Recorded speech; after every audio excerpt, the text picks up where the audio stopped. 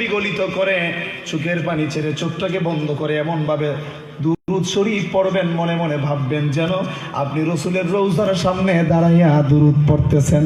সুবহানাল্লাহ। এই নিয়মে পড়তে পারবেন তো ইনশাআল্লাহ? আর জোরে কান ইনশাআল্লাহ। আল্লাহুম্মা সাল্লি আলা মুহাম্মাদ ওয়া আলা আলি সাইয়্যিদিনা মুহাম্মাদ ওয়া আলা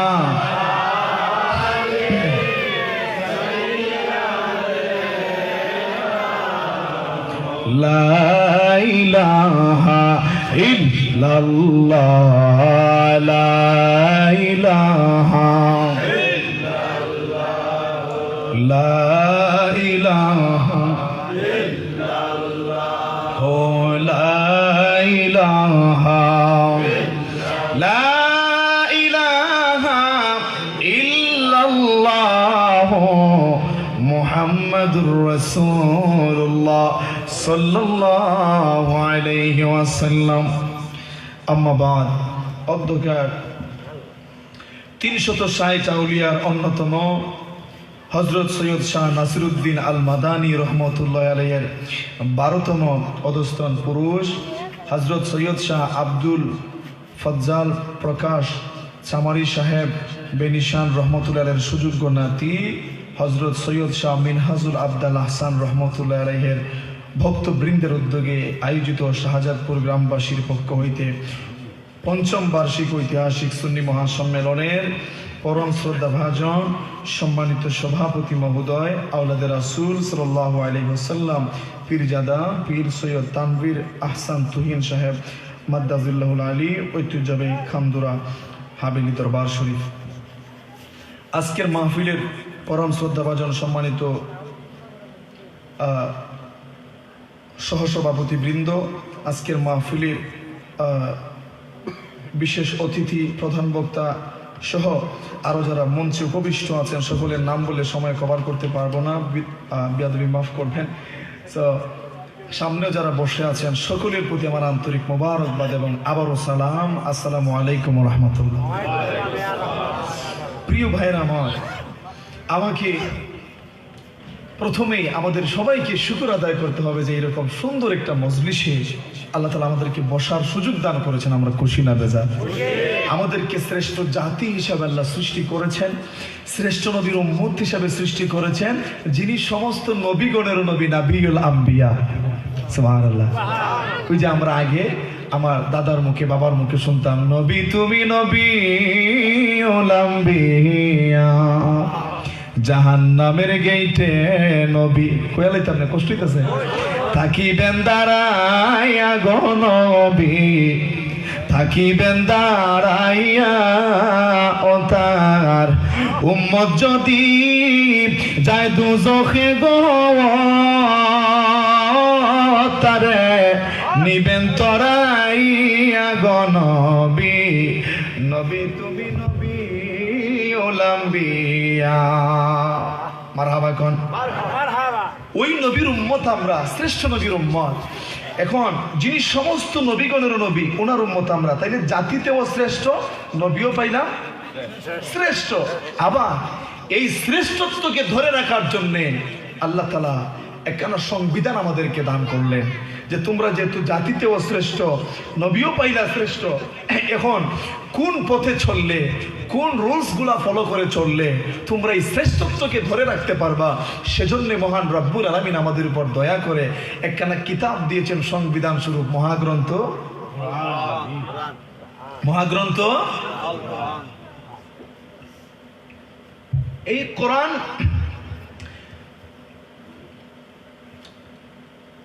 এই কোরআন শুধুমাত্র কোরআন বললেই হক আদায় হয়ে যায় না। আসমানি 104খানা কিতাবের মধ্যে শ্রেষ্ঠ হচ্ছে 4খানা, এরই মধ্যে শ্রেষ্ঠ হচ্ছে আমাদের কোরআন।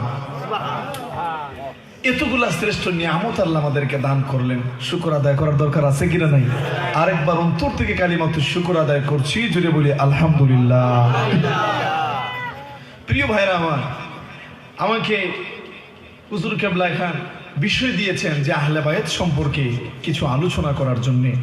আমি চেষ্টা করব এই আধা ঘন্টা বা তারও কিছু সময় বা কিছু বেশি এই সময়টুকুর মধ্যে আহলে বায়াতের মর্যাদা সম্পর্কে, শান শৌকত সম্পর্কে কিছু আলোচনা করার, কোরআন এবং হাদিসের আলোকে। আপনারা শুনতে রাজি আছেন তো ইনশাআল্লাহ? আর জোরে কান। তো এই মহাগ্রন্থ আল কোরআনের মধ্যে আল্লাহ তাআলা একখানা সূরা নাজিল করেছেন। ওই সূরার নাম হচ্ছে, অনেকগুলি আয়াত আছে, সবগুলা নিয়ে তাফসীর করতে গেলে সময় কভার করতে পারবো না, আমি একদম সামারাইজগুলা তুলে ধরবো ইনশাআল্লাহ। আল্লাহ তাআলা কোরআনের মধ্যে একখানা সূরা নাজিল করেছেন, নাম হচ্ছে সূরা আহজাব। এই সূরা আহজাবের 57 নং আয়াতের মধ্যে আল্লাহ তাআলা তার হাবিবকে একটা মেসেজ দিয়েছেন, যেই মেসেজটা সেন্ড করার দায়িত্ব দিয়েছেন উম্মতের প্রতি। সুবহানাল্লাহ। উম্মতকে জানানোর জন্য রাসূলের মনের মধ্যে একটা ব্যথা ছিল। কি ছিল? ব্যথা ছিল। তো রাসূলের মনে যখন কোনো ব্যথা হয়, আল্লাহর কি জানার বাকি থাকে? আল্লাহ তার হাবিবকে তো বলছিল যে হাবিব, আমি ততক্ষণ পর্যন্ত দিতেই থাকবো যতক্ষণ আপনি সন্তুষ্ট না হবেন। সুবহানাল্লাহ। তো এইখানেও যখন দেখলেন যে রাসূলের ভিতরে যে একটা আগুন জ্বলতেছে, এখন রাসূল যদি সরাসরি উম্মতদেরকে বলেন তো উম্মতের মধ্যে মুনাফিক যারা আছে এরা আবার মাইন্ড করতে পারে। এই কারণে আল্লাহ নিজে জানায় দিলেন যে হাবিব, আমি নিজে আপনার কাছে জানায় দিলাম, আপনি এবার তাদেরকে জানায় দেন। মনের বাসনা আপনার, কিন্তু অর্ডার আমার। আর তো মুনাফিকরা সন্দেহ করার সুযোগ নাই। আর রাসূলের যুগে মুনাফিক চিনতেন কেমনে? হযরতে জাবের রাদিয়াল্লাহু, তিরমিজি শরীফের মধ্যে হাদিস আসছে হযরতে জাবের রাদিয়াল্লাহু তাআলা থেকে, তিনি বলেন রাসূলের যুগে আমরা মুনাফিক চিনতাম যাদেরকে দেখতাম হযরতে আলী কাররামাল্লাহু তাআলা ওয়াজহুল কারিমের সঙ্গে যাদের মনোমালিন্য হইতো, আমরা বুঝে ফেলতাম মুনাফিক। কি মুনাফিক চিনার কষ্টি পাথর ছিলেন হযরতে আলী রাদিয়াল্লাহু তাআলা। তিনি আহলে বায়াতের একজন। তো এই এদের সম্মান মর্যাদা সম্পর্কে আল্লাহ তাআলা কোরআনে কয়েকবার আলোচনা করেছেন। এর মধ্যে একখানা আয়াত আমি নিয়েছি। এই আয়াতের মধ্যে রাসূলের মনের বাসনা আর আল্লাহর আদেশ একই সাথে উম্মতের প্রতি এসেছে। দেখি কি এসেছে, রাজি আছেন তো ইনশাআল্লাহ? বিসমিল্লাহির রহমানির রহিম। قل لا أسألكم عليه أجرا إلا المودة في القربى। আল্লাহ তাআলা বলেন, কুল, হাবিব আপনি বলুন, হাবিব আপনি বলুন। এটা তো সুজাই বোঝা যায়, আল্লাহ যেখানে হাবিবুল্লাহ উপাধি দিয়েছেন সেখানে কুল দ্বারা একবারে একজন সাধারণ উম্মি মানুষ যে সেও বুঝে যায়, যেহেতু আল্লাহ তার আমাদের রাসূলকে হাবিব বলে পরিচয় দিয়েছেন, উপাধি দিয়েছেন, এটা তো বুখারীর হাদিস আছে, হাবিব বলে উপাধি দিয়েছেন। তাই এই কুলের অর্থ দাঁড়ায় হাবিব আপনি বলুন, হাবিব। আর তারা কি তাফসীর করে জানেন? কুল তুমি বলো, তুমি বলো। দেখেন কি রুটা হাঁটা, এটার মধ্যে না লবণ না মরিচ। তুমি বলো, তুমি নাউজুবিল্লাহ কর না, কুল। আচ্ছা, তুমির জায়গায় আপনি শব্দটা ব্যবহার করলে কি বেটার এমবি খরচ হইতো না, 1 শতক বাপ সম্পত্তি যাইতো? এখানে তো ডিস্টেন্সটা কোথায়? মহব্বতের জায়গায়, আজমতির জায়গায় সে রাসূলকে কোন নজরে দেখে, ঠিক কি না? হাবিব আপনি বলুন, কি বলুন? লা আসআলুকুম আলাইহি আজরা। হে আমার উম্মতেরা শোনো, এই তাওহীদের বাণী, রিসালাতের বাণী, তোমাদের মধ্যে দ্বীনের বাণী পৌঁছানোর মাধ্যমে পৌঁছাইতে যাইয়া আমি রাসূল যত কষ্ট স্বীকার করেছি, আমার উম্মতেরা রে, তোমাদের মধ্যে দিনকে পৌঁছাইতে যাইয়া, আল্লাহর দিনকে কায়েম করতে যাইয়া আমি রাসূল যত কষ্ট স্বীকার করেছি, তায়েফের জমিনে আমি রাসূল পাথরের আঘাত সহ্য করেছি। ইতিহাস আপনারা জানেননি, তায়েফের জমিনে আমি দিনকে, এই রিসালাতের বাণী, তাওহীদের বাণী, আল্লাহর কোরআনের বাণী আমি তোমাদের মধ্যে পৌঁছাইতে যাইয়া, এই দিনকে কায়েম করতে যাইয়া, সমস্ত নবীগণের নবী হইয়া তায়েফের জমিনের মধ্যে আমি রক্ত জড়াইছি, পাথরের আঘাত খেয়েছি। উম্মতেরা রে, আমি দিন প্রচারে মক্কা থেকে 80 মাইল দূরে হইল তায়েফ। কয় মাইল? প্রায় 80 মাইল। 80 মাইল ডিস্টেন্স মক্কা থেকে তায়েফ, 80 মাইল দূরে। আমি ওইখানে গেলাম, আশা নিয়ে গেলাম মক্কাবাসীরা যদিও আমারে ভুল বুঝে রে, হয়তো তায়েফবাসীরা আমারে ভুল বুঝবে না, কারণ তায়েফ হইল ওই জায়গা যেখানে হযরতে হালিমাতুস সাদিয়ার বাড়ি ছিল। বাবারা কথা বলো না। হালিমাতুস সাদিয়া আপনার নামটা জানেন, কমন নাম, আমার রাসূলের দুধমাতা। তো ওইখানে যেহেতু রাসূল ছোটবেলা থেকে লালিত পালিত হয়েছেন, বড় হয়েছেন, রাসূল বলেন আয়েশা, আমি ভাবলাম ওরা আমারে ভুল বুঝবে না, ওরা আমারে চিনবে, কারণ আমি ছোটবেলা থেকে ওইখানে বড় হয়েছি। তারা জানে আমি যে কতটুকু সত্যবাদী, আমি যে চরিত্রবান, আমার চরিত্র কেমন, সত্যবাদী, তাই আমি কেমন, আমার আখলাক কেমন তারা জানে। এই আশা লইয়া আমি যখন তায়েফের ময়দানে গেলাম, তায়েফবাসীর আমি রাসূলরে পাগল পাগল বইলা পাথর মারতে লাগলো। এই পাথর মারতে লাগলো, আয়েশা রে পাথর মারতে লাগলো। আমি যখন নিরাশ হইয়া ফিরে আসলাম, যাক এদেরকে দাওয়াত দেওয়ার দরকার নাই, যখন ফিরে আসতেছি এমন সময় ওই তায়েফবাসীর আমার তারাই দেয়, কান্ত হয় নাই, উশৃঙ্খল বালক গুলিরে পাথর হাতে দিয়া আমি রহমাতুল্লিল আলামিনের পিছনে লেলায় দিয়েছে। নাউজুবিল্লাহ। এই বাচ্চাগুলি আমি রহমাতুল্লিল আলামিনকে না চিনে না বুঝে, আমার শান শৌকত তোরা জানে না, আমি রহমাতুল্লিল আলামিনের পবিত্র দেহ মুবারকে একের পর এক পাথর মারতে লাগলো রে আয়েশা। আমি যখন ওইখানে পাথরের আঘাত সহ্য করতে না পেরে বসে পড়লাম, এরা আবার আয়েশা আমারে উঠাইলো, উঠাই আবার হাঁটতে বলল, যদি না হাঁটি তারা আমার উপর প্রহার করে, হাঁটলে আবার পিছন থেকে পাথর মারে। এইভাবে হঠাৎ তাকায় দেখি রে আমার মাথা মুবারক থেকে রক্ত ঝরে পড়তে পড়তে একদম পা দিয়ে বেয়ে যাচ্ছে।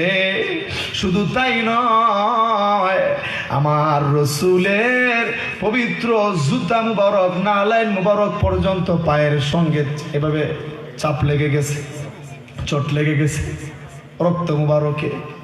হায় রে আম্মাজান আয়েশা সিদ্দিকা রাদিয়াল্লাহু তাআলা আনহা বলেন, রাসূল আপনি কি এদের বিরুদ্ধে আল্লাহর দরবারে কোনো অভিযোগ করেন নাই? বলেন না, আমি ছেড়ে দিয়েছি এই কষ্টের জরিয়ায় যেন আমার গুনাহগার উম্মতগুলি হাসরে পার পেয়ে যায়।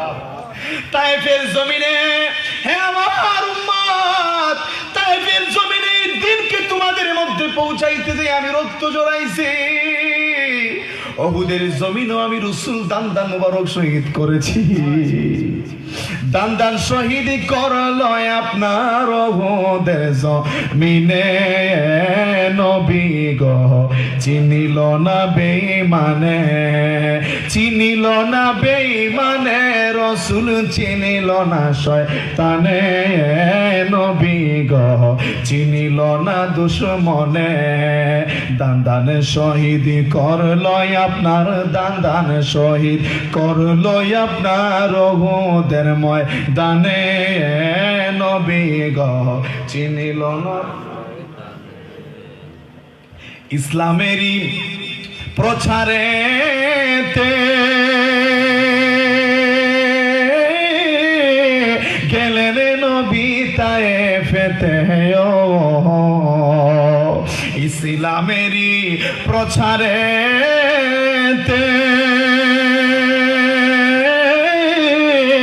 গেলেন নবী তায়েফেতে,